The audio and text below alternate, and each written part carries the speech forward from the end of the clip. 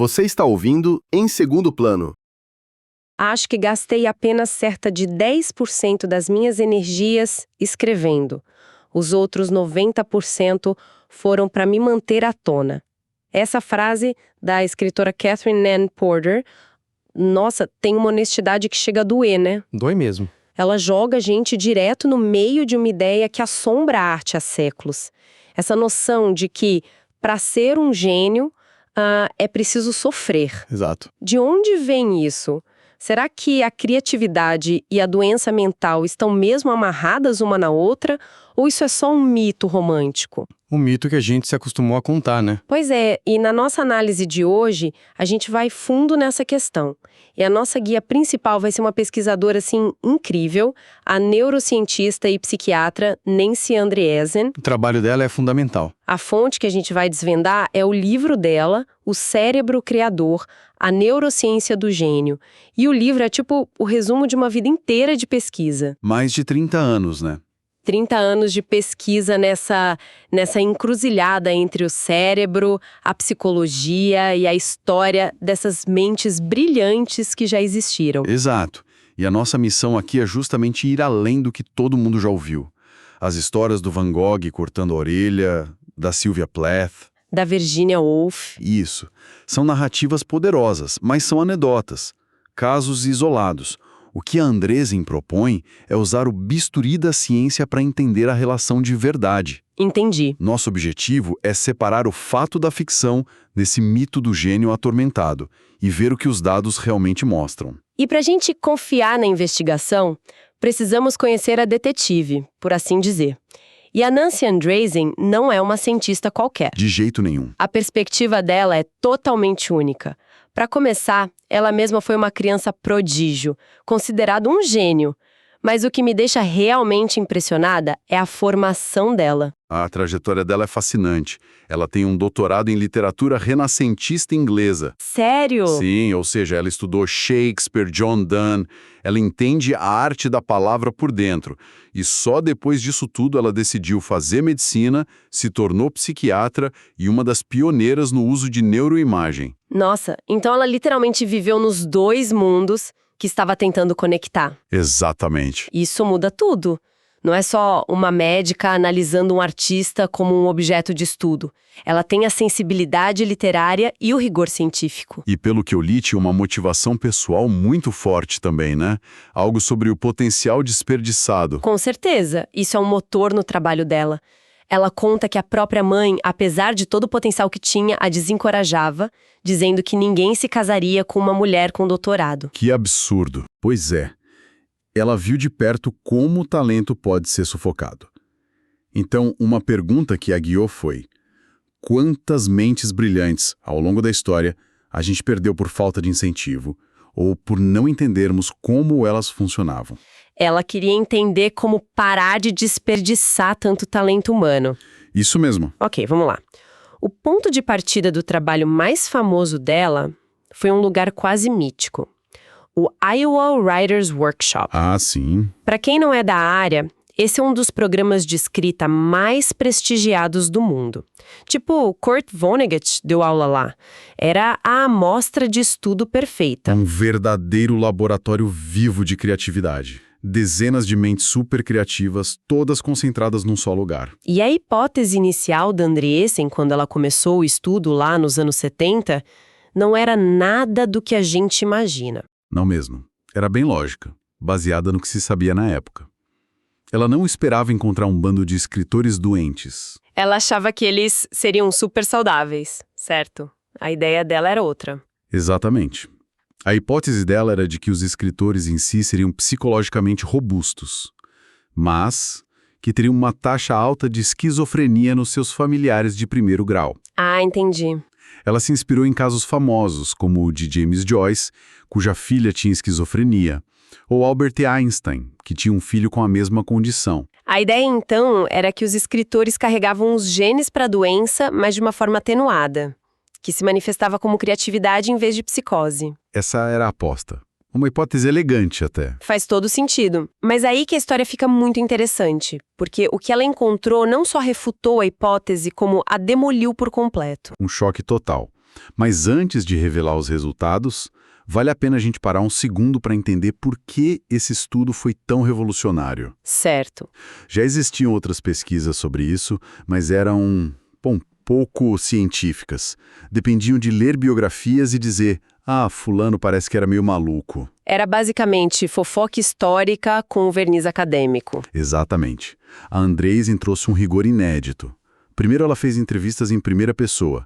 Falou cara a cara com os escritores. Uhum. Segundo, ela usou critérios diagnósticos do Manual Diagnóstico e Estatístico de Transtornos Mentais, o DSM, que é a Bíblia da Psiquiatria. Ou seja, não era achismo. Era um diagnóstico padronizado. Perfeito. E terceiro, e o mais importante, ela usou um grupo de controle. Ah, claro. Ela comparou os escritores com outras pessoas. Sim, ela montou um grupo de pessoas com o mesmo nível de educação e QI, mas em profissões, digamos, não criativas.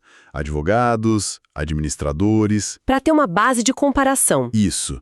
Só assim ela poderia dizer se o que encontrava nos escritores era realmente diferente da população geral. Com essa estrutura, ela estava pronta. E o que veio foi uma surpresa e tanto. E que surpresa! Vamos aos resultados, então. Primeiro, a hipótese principal dela. A ligação com a esquizofrenia. Qual foi a taxa que ela encontrou? 0. Como assim 0? Nenhuma. Nem um único caso. A hipótese central do estudo, a ideia que motivou tudo, foi para o lixo no primeiro achado. Uau! Isso por si só já seria um artigo. Mas não parou aí, né? O que ela encontrou no lugar da esquizofrenia? Ela encontrou uma incidência altíssima de transtornos de humor. Quão alta? 80%. 80%. 80% dos escritores que ela entrevistou atendiam aos critérios para algum tipo de transtorno de humor. A maioria esmagadora tinha ou transtorno bipolar ou depressão unipolar grave. Meu Deus. Muitos já tinham sido hospitalizados, faziam terapia, tomavam medicação. A conexão era inegável, mas não era com a esquizofrenia. Era com os picos de mania e os vales de depressão. 80% é um número absurdamente alto. Então a ligação existe, mas o mito errou o alvo. E aqui vem a pergunta de 1 milhão. Eles eram criativos porque eram deprimidos ou bipolares? A dor era o combustível? Essa é a virada de chave de todo o trabalho dela. E a resposta que ela ouviu repetidamente dos próprios escritores é um sonoro não. Não. Não. Eles não eram criativos porque tinham um transtorno de humor. Eles eram criativos apesar disso. Essa distinção é fundamental. Ok. Isso muda tudo. Então não é a depressão que alimenta a arte. É a arte que sobrevive à depressão. Eles foram muito consistentes sobre isso. A criatividade era impossível durante as crises agudas. Faz sentido. Quando estavam no fundo de uma depressão, a energia mental era 0. A mente ficava vazia. E quando estavam num episódio de mania, o pensamento era rápido demais, caótico demais para conseguir ter o foco que a escrita exige. Então quando é que eles realmente produziam? Nos intervalos. Nos períodos de humor normal, que os psiquiatras chamam de eutimia. É nesse estado de calma relativa que eles conseguiam pegar as experiências, inclusive as da própria doença, e transformá-las em arte. A doença não era o combustível, mas podia se tornar a matéria-prima depois. Exatamente. É aquela ideia do poeta Wordsworth. Uma emoção relembrada em tranquilidade. Você vive a tempestade, mas só consegue contar a história quando já está num porto seguro. Perfeito. A analogia é essa. E o estudo dela não ficou sozinho, né? Outras pesquisas depois, como a de Kay Jameson com poetas, a de Joseph Schildkraut com pintores expressionistas... Encontraram a mesma coisa. Exatamente a mesma coisa. Uma ligação fortíssima com transtornos de humor. Certo. Então o caso está encerrado quanto à existência e à natureza dessa conexão. Mas isso abre uma porta ainda maior. Se a doença não causa criatividade, por que diabos elas andam juntas com tanta frequência? Essa é a próxima fronteira. E Andreasen sugere que a resposta está em algumas características de como o cérebro criativo funciona. Características que são uma faca de 2 gumes. A primeira pista está na própria personalidade. Pessoas criativas tendem a compartilhar um conjunto de traços.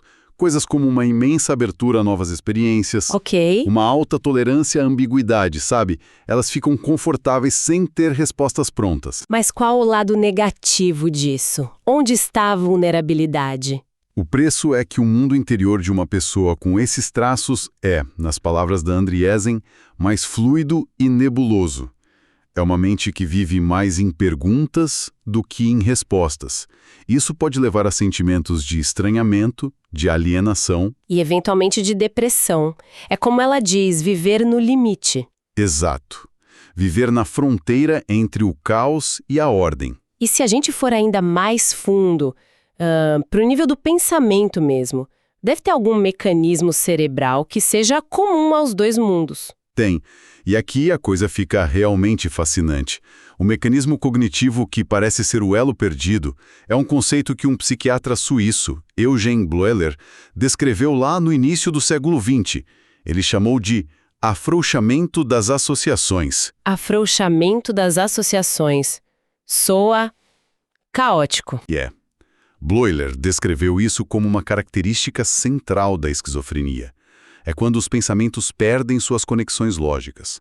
Mas agora pense bem, o que é a criatividade se não a capacidade de fazer exatamente isso, mas de forma controlada? É a habilidade de conectar duas ideias que para todo mundo não tem nenhuma relação. Exato. Einstein chamava de jogo combinatório. É ver a ponte entre duas ilhas que ninguém sabia que podiam ser ligadas. Espera um pouco. Se a origem do insight genial e do delírio psicótico é a mesma, isso é um pouco assustador. O que separa uma coisa da outra? A resposta parece estar na capacidade de auto-organização. Pense num monte de peças de Lego soltas. Uma mente com associações frouxas tem acesso a muito mais peças. Quando essa mente consegue pegar essas peças e organizá-las de uma forma nova e coerente, o resultado é a criatividade. E quando não consegue? Quando as peças não se encaixam ou se encaixam de forma bizarra, o resultado pode ser a psicose. Tem uma citação do matemático John Nash, do filme Uma Mente Brilhante, Sei. que ilustra isso perfeitamente. Ele disse: "As ideias que tenho sobre seres sobrenaturais me vieram da mesma forma que minhas ideias matemáticas, então as levei a sério." Para ele, a fonte neural era a mesma. Que linha tênue. Isso me leva a outra ideia que li no trabalho dela, a da falha no filtro. Tem a ver com isso, né? Totalmente conectado. Nossos cérebros são bombardeados por uma quantidade absurda de informações a cada segundo. Para não enlouquecermos, temos um sistema de filtragem. O tálamo, né? Isso, o tálamo é uma peça-chave. Ele basicamente joga fora 99% de tudo para a gente poder focar. O que as pesquisas sugerem é que pessoas criativas têm filtros mais permeáveis. Elas deixam mais informação entrar. O que imagino tem um lado bom e um lado ruim. Claro. A vantagem é que, por absorver mais estímulos, a pessoa criativa percebe padrões e conexões que passam batido para os outros. E a desvantagem? O risco constante de sobrecarga sensorial, de se sentir bombardeado pelo mundo, de se distrair com tudo. Lembrei na hora do caso do Victor Hugo. Dizem que quando ele estava empacado para terminar o Corcunda de Notre Dame, ele pediu para o assistente trancar todas as roupas dele. É verdade essa história. Deixou só um chale gigante para ele se cobrir. Basicamente, ele se colocou em prisão domiciliar nu para não ter a tentação de sair e se distrair. É um exemplo perfeito. É uma estratégia extrema para criar um filtro externo, porque o cérebro dele simplesmente não conseguia parar de absorver o mundo lá fora. Ele precisou simplificar o ambiente para conseguir organizar o caos interno em uma obra de arte. Exatamente isso. Então, se a gente junta todas as peças, a mensagem que fica do trabalho da Andreessen é que a ligação é real, mas não tem nada a ver com o mito romântico. Nada a ver. A relação é muito mais sutil, muito mais neurológica. A mesma fiação cerebral. Isso, a mesma fiação, como o afrouxamento de associações e os filtros mais abertos que permitem uma originalidade incrível, também criam uma vulnerabilidade biológica para os transtornos de humor. A criatividade, então, não nasce da tempestade. Ela floresce nos breves períodos de calmaria entre as tempestades. É uma visão muito mais compassiva e, sinceramente, mais útil. Em vez de glorificar o sofrimento, a gente passa a olhar para a resiliência desses artistas. E Andreessen termina o livro com uma reflexão muito bonita sobre isso. Sim, é uma conclusão poderosa. Ela nos lembra que, apesar da vulnerabilidade, essa capacidade é uma dádiva.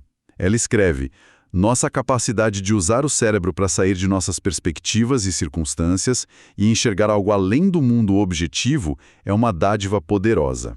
Muitas pessoas não percebem que possuem essa dádiva, e a maioria das que a possuem raramente a utiliza. É quase um chamado para que a gente reconheça e cultive essa capacidade. O que nos deixa com uma última provocação.